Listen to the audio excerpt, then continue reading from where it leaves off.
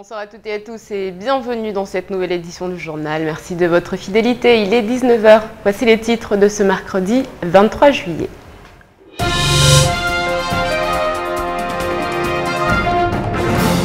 Et à la une de l'actualité, le directeur général de la Société Immobilière de Mayotte qui a tenu une conférence de presse ce matin. Il explique haut et fort pourquoi l'un des fleurons de l'économie locale ne peut plus payer ses fournisseurs. En effet, depuis près d'1 an et demi, la CIM rencontre des difficultés à cause d'un décret qui n'est jamais paru. Sapéré présente pour la première fois à sa foire Ramadan au Remblai. Si la place n'est pas envahie de commerçants, elle n'a rien à envier au marché de Mamoudzou. Vêtements, draps, rideaux et salouva, il y en aura pour tout le monde. Pendant ce temps, au marché de la place de la République, les commerçants dénoncent le manque de sécurité. L'église de Notre-Dame de Fatima doit accueillir en novembre prochain une équipe de France 2 pour une retransmission en direct de la messe. En effet, pour la première fois, l'émission Le Jour du Seigneur s'invite sur le territoire. La communauté chrétienne de Lille est ravie de ce coup de projecteur.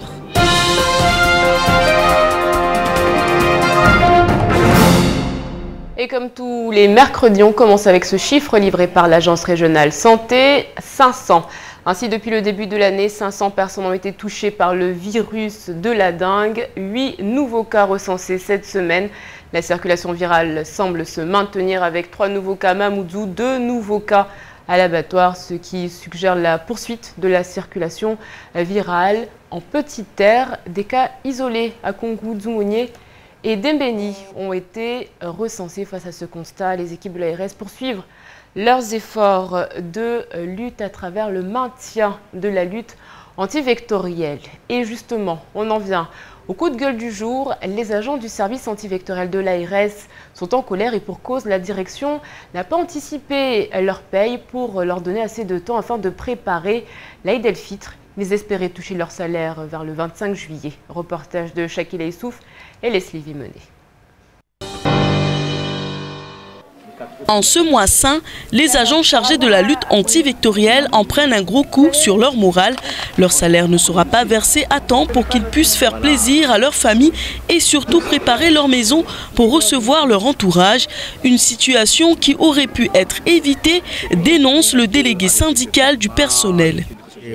Problème de salaire parce qu'il y a Madame de Saint-Gly, parce que notre service, c'est un service de l'agence, de l'administration, de l'État. C'est Madame de Saint-Gly qui décide. Si elle veut, elle peut. Si elle ne veut pas, elle ne peut pas. Parce qu'elle peut dire au DRH de dire voilà, nous avons des personnels maorais, donc voilà, les ramadans, tout ça, les lits, donc on va organiser leur salaire à cause des lits. Elle peut faire ce qu'elle veut. Mais là aujourd'hui, donc elle ne veut pas, donc c'est ce qu'ils ont dit, voilà, c'est le ministère qui décide. D'abord, c'est pas vrai.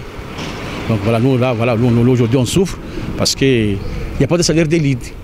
L'Aïd est célébré comme Noël pour les catholiques, une journée de partage et de convivialité où les mères de famille garnissent leur table de gâteaux. Ce matin, le syndicat du personnel de l'ARS était en réunion pour décider d'un mouvement de grève ou non.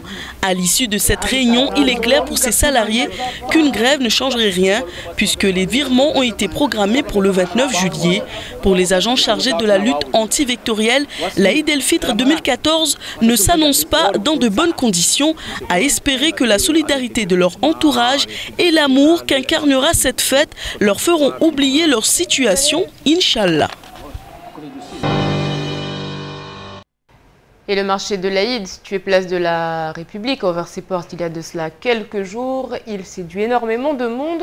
Véritable institution, ce marché offre une multitude de produits bon marché pour les familles souhaitant se restaurer, se vêtir ou encore se divertir en ce mois de partage qui est le Ramadan. Pourtant, les agressions et les vols se font de plus en plus nombreux. Zakaria Hammam s'est rendu sur place. Plus d'une centaine de stands les uns sur les autres, des milliers de produits en tout genre pour toutes les bourses et tous les styles. Le grand marché de l'Aïd a ouvert ses portes il y a de cela plus d'une semaine et à quelques jours du grand final et de la fin de ce mois saint, un problème persiste. Les vols se font de plus en plus nombreux. Et les problèmes, c'est sécurité. Parce que tous les Mamzoula, il y a des sécurités ou bien 3 sécurités. Il y a beaucoup de monde, tu vois. Mais le problème, c'est sécurité. On a beaucoup de sécurité. Ça va aller. Ça va aller. Seulement 4 agents de sécurité se relayant jour et nuit pour protéger les centaines de stands répartis sur le marché de l'Aïd. Trop peu dirons-nous, d'autant que les normes de sécurité ne semblent pas prises au sérieux par une mairie de Mamoudzou, peu communicante sur le sujet. Tous les matins, il y a des vols. Chaque matin, il y a une personne qui vient réclamer. Moi, on m'a volé ça, on m'a volé plein de choses. Mais bon, après, moi, pour moi, dans mon cas, je vois qu'au niveau de la sécurité, c'est pas assez. Même quand on attrape quelqu'un, parce que moi, j'ai attrapé des jeunes qui volaient. Et là, j'ai appelé la police et on vient et ils ne sont pas venus. Donc, je pense que c'est eux qui créent tout ça parce que s'ils étaient là, si on attrapait quelqu'un, par exemple, ils le prenaient et on le jugeait normalement. Je pense que ça devrait un peu arranger les choses, quoi. Le marché fermera donc ses portes au lendemain de ce mois de jeûne et espérons qu'un service d'ordre plus décent soit mis en place avant la fin pour éviter toute rixe. Et en parlant de sécurité, cet après-midi, les agents du peloton de surveillance et d'intervention de la gendarmerie sont intervenus sur le terrain vague derrière le centre commercial Lukida. Regardez plutôt ces images. En effet, un groupe de 5 à 6 jeunes se présentant avec des bouts de bois ont été interpellés suite à un contrôle d'identité, une intervention plutôt musclée comme vous pouvez le voir. Les individus en effet tentaient de s'enfuir. Il semblerait que ces individus soient en situation irrégulière. Ils ont été emmenés par les gendarmes en vue de leur reconduite à la frontière. Autre lieu, autre marché, celui de Tsapéré. C'est la première fois que le Remblai accueille autant de stands, plus de choix, plus de prix que nous présentent Shakila Issouf et Leslie Vimenet. Mama Nasra, commerçante depuis 3 ans, veut y croire. Le marché de Tsapéré en est à ses débuts. Elle fait partie des premières à s'installer sur cette place. Pas facile pour ces mamas d'investir autant d'énergie, de temps et d'argent dans le commerce.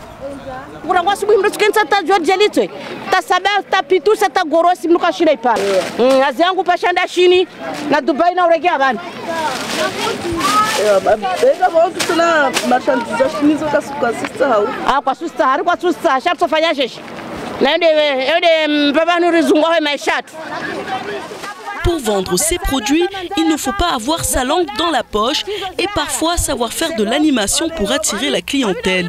Les marchandises de Dubaï n'ont plus la cote, le Made in China ne fait pas recette et malgré tout, l'espoir fait vivre ces dames. Nouriati, elle, mise sur Made in France. Résidente en métropole, elle y achète ses produits et essaie tant bien que mal de les vendre. Il y a des belles jupes aussi, il y a des belles t-shirts, tout ça.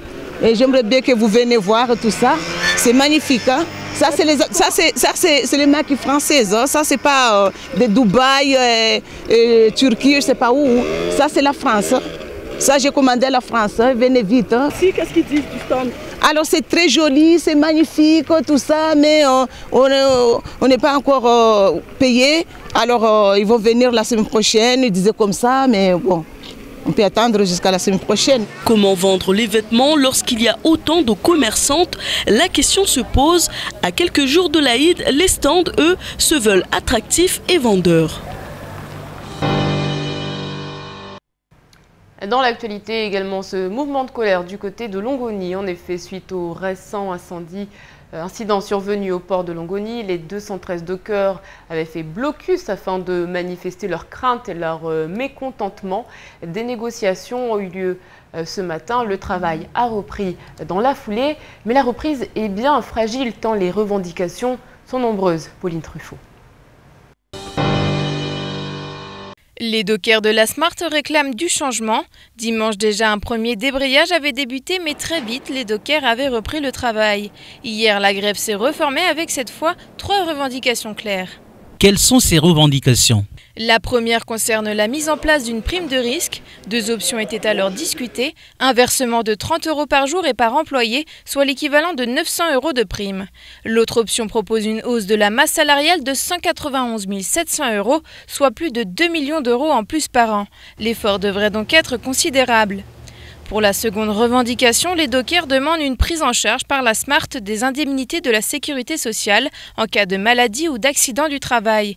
Cette indemnité est jugée trop lente. Les dockers veulent que l'entreprise serve de relais avant d'être elle-même remboursée par la CSSM. Enfin, les dockers réclament une amélioration des conditions de travail, notamment concernant le mauvais traitement dont ils seraient victimes par l'encadrement. Un point très sensible donc que la direction s'est engagée à comprendre et définir pour savoir si oui ou non maltraitance il y a eu. Ainsi, le comité d'hygiène, de sécurité et des conditions de travail se réunira dès demain pour évaluer la dangerosité du travail des dockers et les moyens pour l'améliorer. La SMART a également entamé des négociations ce matin avec les délégués du personnel. Au terme de ces négociations, la direction était claire. Le travail doit reprendre et les décisions seront transmises d'ici la semaine prochaine. Par ailleurs, sachez qu'une réunion doit avoir lieu d'ici la fin de la semaine afin de finaliser un accord entre la direction et les salariés. Dans l'actualité également, la société immobilière de Mayotte qui rencontre de grandes difficultés financières. L'un des poumons économiques de l'île qui contribue au développement de centaines d'entrepreneurs se voit aujourd'hui dans une impasse sans réellement avoir de solution. Le directeur général a tenu à expliquer les tenants et les aboutissants de ce problème à ses collaborateurs. C'était ce matin du côté du siège de la CIM, Zakaria Amam.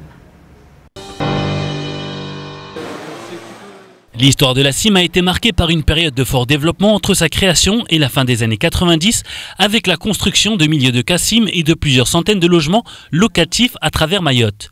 Cette période de fort développement avait permis à des milliers de familles de se loger et des centaines de familles, notamment d'artisans, d'avoir des revenus à travers l'activité de construction. Aujourd'hui, la problématique est telle que ces mêmes entrepreneurs sont aujourd'hui forcés de constater que les rémunérations ne sont plus si évidentes. La CIM, c'est une société qui était morte, qu'on allait enterrer complètement. Donc il y a un monsieur là qui s'appelle Mahmoud Aziari qui est venu, qui l'a sauvé. Et grâce à lui, parce que bon voilà, il faut voir les choses en fait, les compétences là où elles sont. Grâce à ce monsieur là en fait, bon voilà, on voit que Mayotte bouge, il y a des gens qui bossent, il y a des gens qui ont de l'espoir en fait à l'avenir. Donc aujourd'hui apparemment, ça gêne des gens parce qu'il y a plusieurs millions d'euros, il y a beaucoup d'argent qui tourne et il y a des gens qui captent. Des gens spécialement pour capter l'argent et ces gens-là ne captent pas. Donc eux, ce qu'ils veulent, c'est capter l'argent, le voler aux Mahorais pour se le mettre dans les poches. Une pétition est donc en circulation afin de soutenir Mahmoud Aziari, qui pourrait être la personne visée. Or, les répercussions seraient plus graves qu'imaginées, puisqu'elles condamneraient des familles entières. On a juste un principe de base, c'est celui de travailler avec ceux qui ont les prix les plus corrects, qui peuvent travailler dans une qualité donnée et dans des délais donnés. Ce sont les seuls critères de choix. Ce n'est pas du tout de dire que je vais choisir des puissants ou des pas puissants. Et puis ceux qui sont les plus sérieux, qui investissent, qui recrutent, doivent pouvoir travailler dans les opérations de la CIM. Voilà tout. Moi personnellement, je n'ai pas d'autre choix. Et si je dois rester à la CIM, alors de toute façon, je ne changerai pas. L'un des fleurons de l'économie mahoraise va mal, mais les consciences s'éveillent et des réactions sont à prévoir dans les jours à venir, notamment pour l'arrivée du président de la République. Affaire à suivre. Affaire à suivre. Donc en attendant, il est 19h14, l'heure pour nous de faire un tour d'horizon du reste de l'actualité dans votre journal.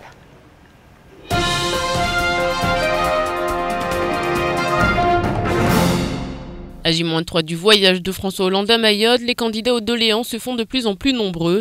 Les services de l'État sont débordés par les demandes. Le SNUPP, à ce titre, sera reçu par des collaborateurs pour entendre les revendications sur les constructions scolaires. Les délégués syndicaux du centre hospitalier seront également reçus par le conseiller spécial Outre-mer de l'Élysée, Marc Visi, afin d'exposer les problématiques du bloc opératoire ou des agents naviguant encore dans un corps transitoire d'exception. Ces rendez-vous obtenus ont donné des idées à beaucoup d'autres, telles que les associations pour la protection de l'environnement, pour le développement culturel, pour les personnes handicapées ou encore pour la lutte contre la vie chère. Le réseau entrepreneurial de Mayotte à Paris est décidément une association dynamique. Sa dernière initiative est de proposer au lendemain de la disparition de Zouber Adinani que le mois de janvier de chaque année soit dédié à la mémoire de ceux qui se sont battus pour Mayotte française et Mayotte département. Pour honorer les combattants, le réseau propose ainsi de décorer l'amphidrome Georges Naouda avec des portraits de ces chatouilleuses et de ces Français convaincus aujourd'hui disparus. Younous Abamana, Zoubera Dinani, Zena Merez, Zainam Dere ou encore Zaki Amadi. Si la mémoire ne s'efface pas, la jeunesse n'a pas conscience de la lutte qu'il a fallu mener pour qu'un jour elle puisse vivre à l'ombre de la République. L'idée fera peut-être son chemin du côté du Conseil général. Les conseillers généraux, justement, ont adopté à l'unanimité une motion il y a quelques mois afin de baptiser l'aéroport de Mayotte au nom de l'ancien sénateur Marcel Henry. Mais c'est la Direction générale de l'aviation civile qui décidera en dernier ressort. La règle veut que le nom de baptême soit le plus porteur pour le territoire en permettant aux voyageurs d'identifier rapidement la destination. Ainsi, Marcel Henry n'aura pas été jugé suffisant. L'aéroport Canal du Mozambique, l'aéroport de l'île au Lagon pourrait être finalement proposé, tout comme l'aéroport de Mayotte, tout simplement. Les doutes sont permis à quelques jours de l'inauguration par le président de la République de la nouvelle aérogare. À cette occasion, le nom définitif de l'aéroport sera dévoilé.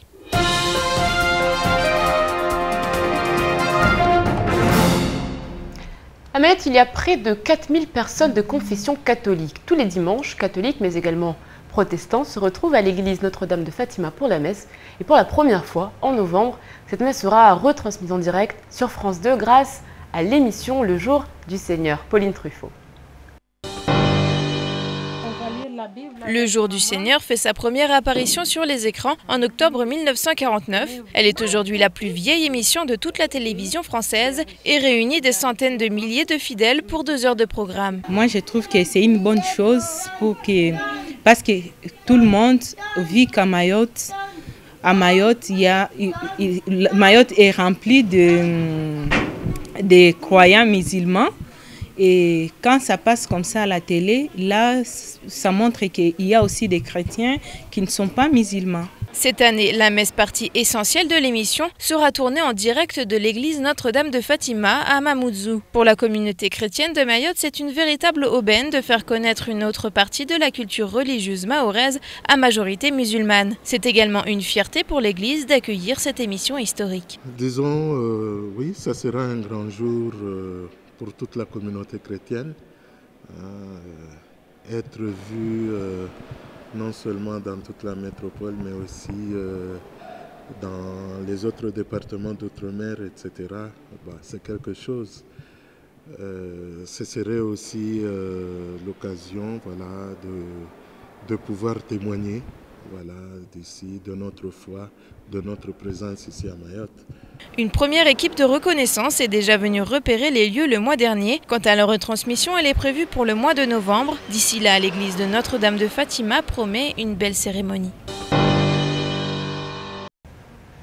Émission spéciale le 16 novembre. En attendant, ce qu'il ne fallait pas rater de cette journée, c'est tout de suite et c'est en maoré.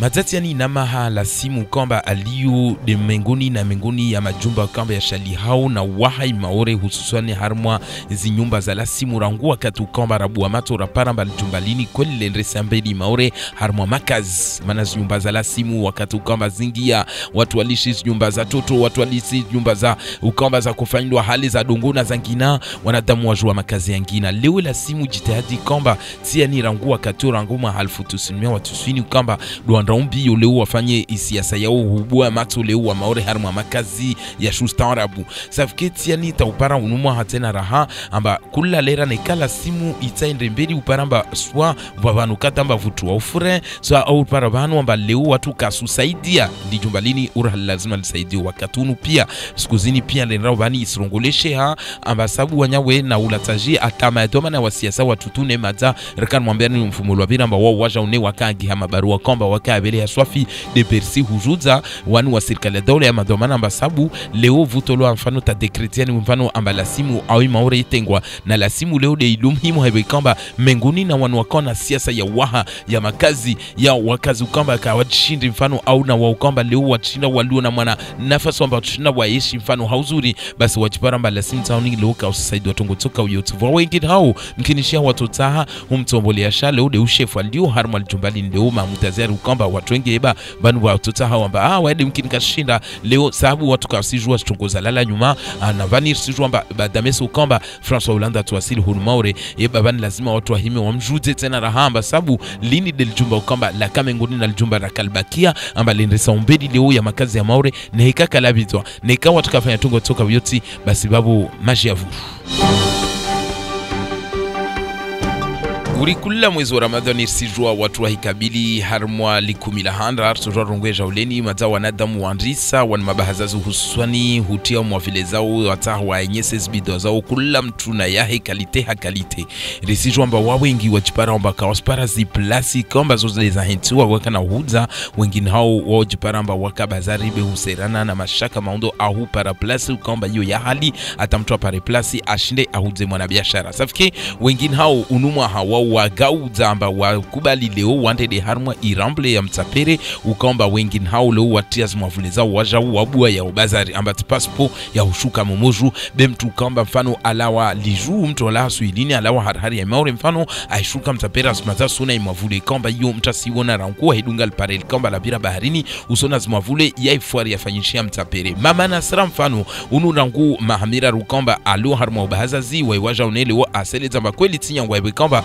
wakatoa mnodonu wakati ukamba watu waserengele zaidi lazima mtu akena nguvu lazima mtu alateke mtu ahire leo ya maklia watu ukamba wasija wahiangalia na utunda zitongo kamba za tekeleze wao leo siju watu amba kweli wa wengi ukamba waka na ulatakeme leo ile ulashukiza ulaheza ule masuruali ule de semizi safike wao pia mtana lazima wake namna hulagua na uhira na hutembeza na hutekeleza tukamba wazuzao bila ukaisinya ngubanda ikamba rangu pia watu ukamba waenda anual bara la Dubai wanda oshini wanda ununuao usparamba zitu de uzo darade uzo nguo de uzo safike leo kweli biashara kaisikiru nora hale hapo kamba leo watu wa waziro hutoa zmarke poshon hununua hapo kamba kuingia harma mwavlonu ungia na mwavzitu de uzo safike leo biashara kaisikiri urahale leo watu wana hiro bibi Nuriatira mngalia feta amba waja leo asona bora mfano ahuze zitu kamba zini mfano zila Faransa amba ile mfano vuske usawa hanguvu na wanyao wanukamba duarengao za Faransa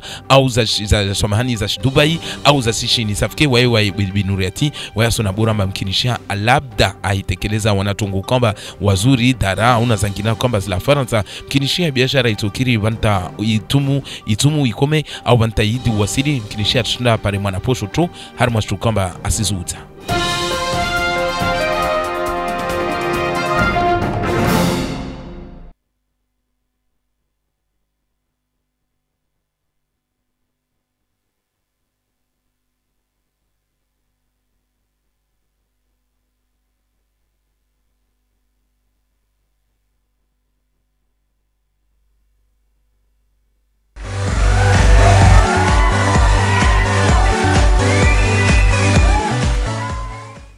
Bonsoir à tous, voici les prévisions de votre jeudi 24 juillet. Jeudi, il fera beau avec néanmoins un temps nuageux. Le vent soufflera de 10 à 30 km/h et la mer est passagèrement agitée du côté des températures. La maximale sera de 28 degrés, la minimale sera de 22 degrés. Il fera 26 degrés à Trévani, 25 degrés à Dzaouzi, 29 degrés à Bandrélé et 27 degrés à Bouéni. Le soleil se lèvera à 6h20 et se couchera à 17h50. La marée sera haute à 2h30 et 14h45 et basse à 8h20 et 21h15. Merci à tous et surtout à demain pour prendre vos bulletins météo.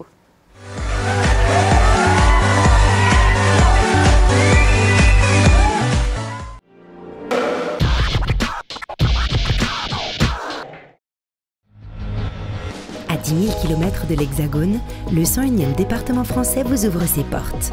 Mayotte vous invite à découvrir les richesses de son patrimoine. Depuis 35 ans, la Société immobilière de Mayotte est le partenaire privilégié des Mahorais et des nouveaux arrivants pour se loger.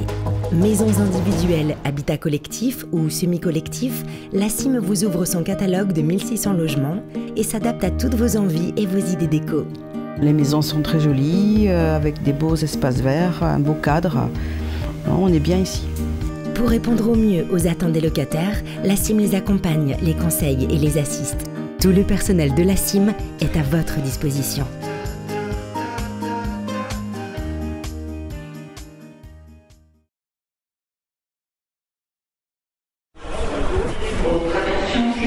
EWAER conforte sa position de compagnie régionale en proposant une nouvelle destination au départ de Mayotte.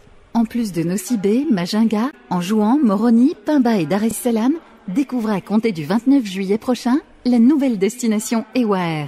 Diego Suarez avec 2 vols par semaine tous les mardis et samedis. Réservez dès maintenant dans votre agence de voyage habituelle ou sur www.ewa-r.com. Avec Ewaer, voyagez l'esprit mahorais.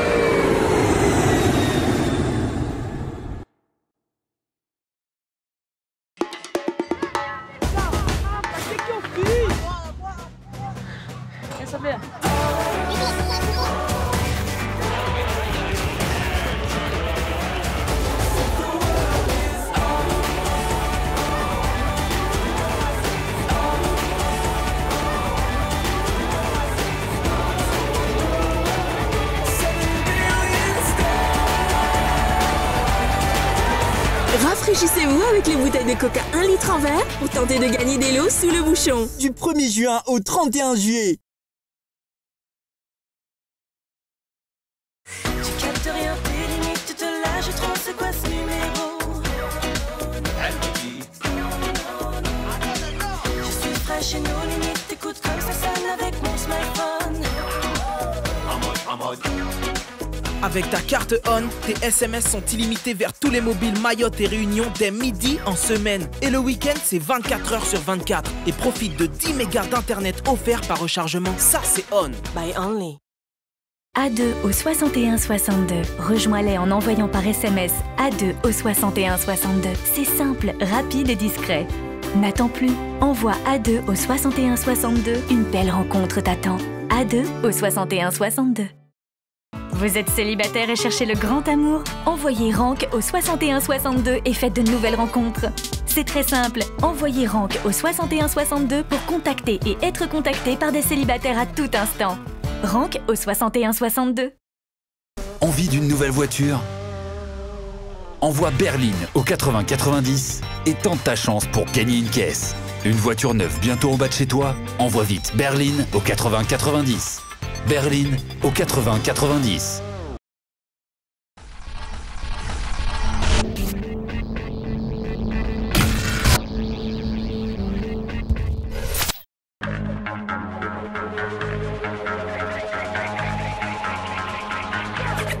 It ain't gonna be me.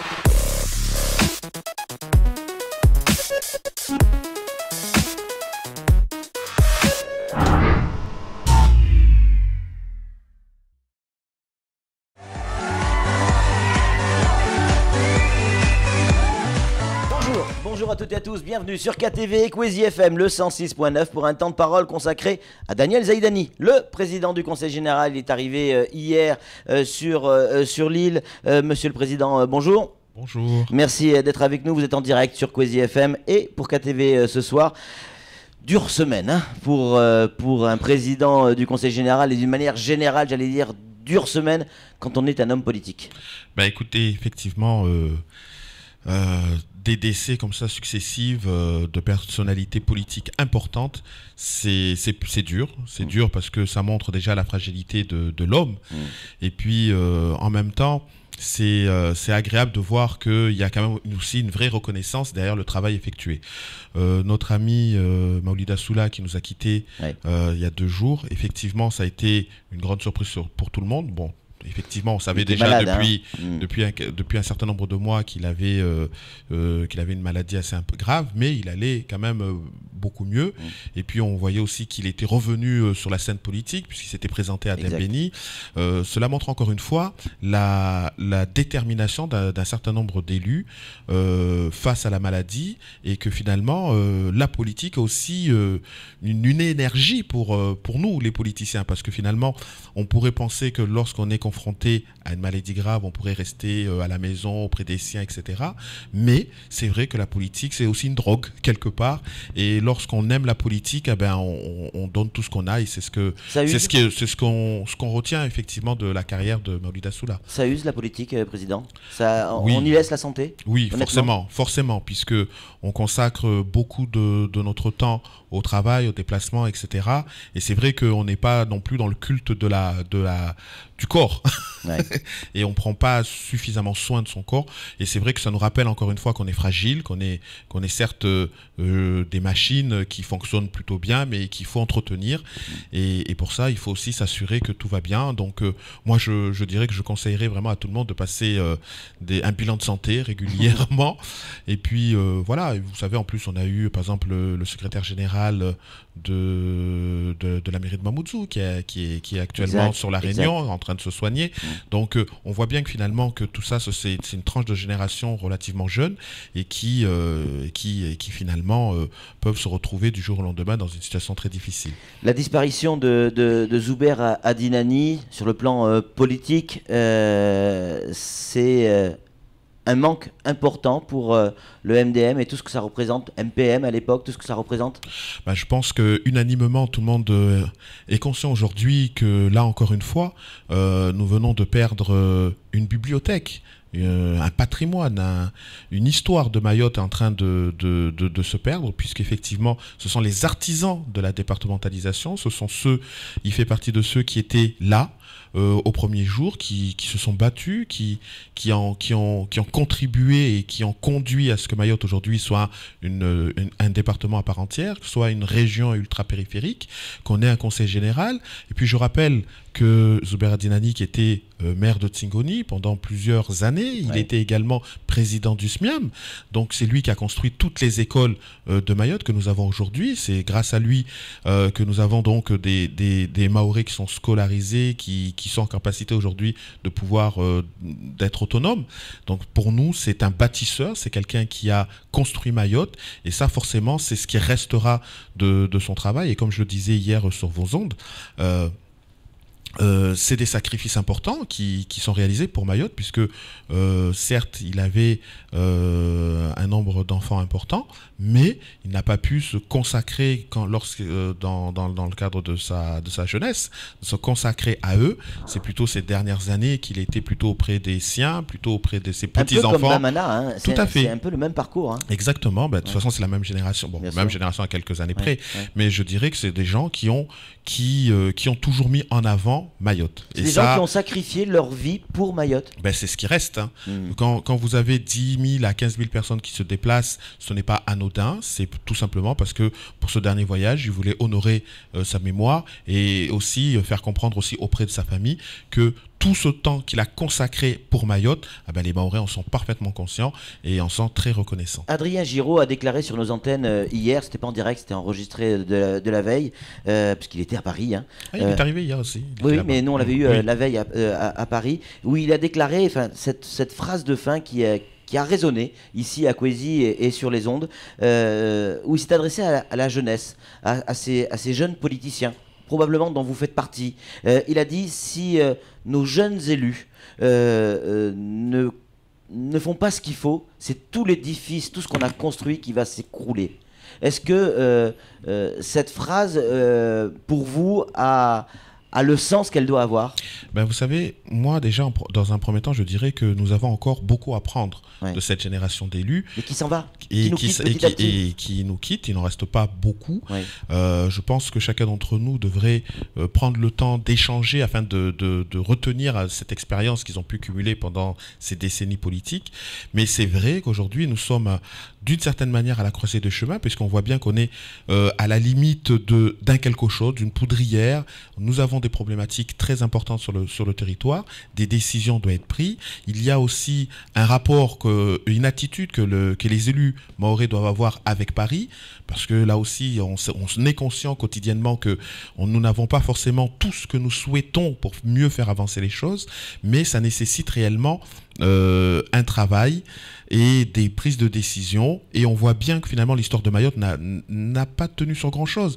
Aujourd'hui on voit la départementalisation telle qu'elle s'est faite, mais ce combat-là il a été réussi parce qu'il y avait une réelle détermination, un projet politique clair et un projet politique compris par la population, parce qu'au final tout peut se faire lorsque derrière vous avez une population qui soutient, puisque des hommes politiques qui n'ont pas une population derrière eux, ça peut être relativement difficile, ou en tout cas si on ne se comprend pas, ça peut être très difficile. Alors vous le disiez à l'instant, et la transition est toute faite, être entendu par Paris, être compris également par Paris. Il y a une visite présidentielle dans quelques jours, dans 3 jours, J-3, parce qu'il se pose samedi soir à 23 h ici à Mayotte.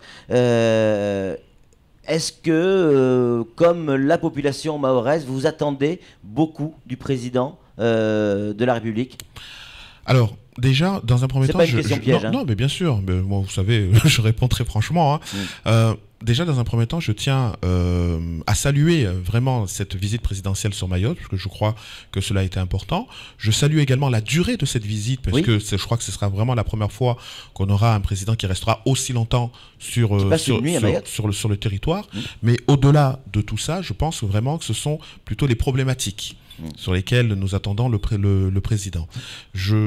Vous savez que de par notre histoire contrariée, nous avons besoin d'avoir un soutien fort de l'État concernant notre positionnement au sein de l'enfance, ici comme auprès de notre région et de proximité, à savoir les Comores. Nous avons besoin d'avoir les moyens de pouvoir se développer, puisque nous sommes confrontés à plusieurs facteurs explosifs sur le territoire. Donc nous avons besoin d'avoir les moyens, alors même que nous savons très précisément que nous sommes dans un contexte financier qui n'est pas favorable, mais cela nécessite que la solidarité nationale soit plus marquée à Mayotte. Donc on verra de quelle manière cela se traduira dans le discours du président. Je ne vais pas relister tous les domaines, vous les avez énumérés ce matin, mais il est clair que cette visite présidentielle n'aura de sens réel si derrière on dit voilà, Mayotte a obtenu ça. En même temps, nous savons que nous ne sommes pas que François Hollande n'est pas le Père Noël. On ne peut pas s'attendre non plus à un chamboulement du jour au lendemain. Mais je vais scruter avec attention tous les propos qui seront tenus par le président, et sur cette base-là, nous verrons dans quel sens nous allons avancer. Maintenant, moi je note simplement que nous avons une visite présidentielle aux Comores. J'espère que, sachant qu'il y aura une délégation officielle qui sera constituée notamment de Réunionnais, notamment Didier Robert, président du conseil régional de la Réunion, de Nassima Dindar, présidente du conseil général de la Réunion. Bon, j'ai envie de voir si effectivement il y aura également des Mahorais qui constituera cette délégation. Alors apparemment il y en aura, ça sera essentiellement des sénateurs et députés. On parle de plus en plus du sénateur Tani et du député Ibrahim Aboubacar dans cette délégation. Ça sera déjà un premier signe, mais je dis quand on invite d'un côté les 2 premières collectivités de l'île de la Réunion, on peut s'interroger sur le fait de savoir pourquoi ce n'est pas ainsi également à Mayotte. Mais ça peut prêter à des interprétations. C'est pour ça que je dis que lorsqu'on veut considérer le territoire de Mayotte au même plan et au même niveau que les autres territoires français de l'océan Indien, ils doivent être traités de la même manière pour ne pas donner une subjectivité à l'interprétation de la part des observateurs.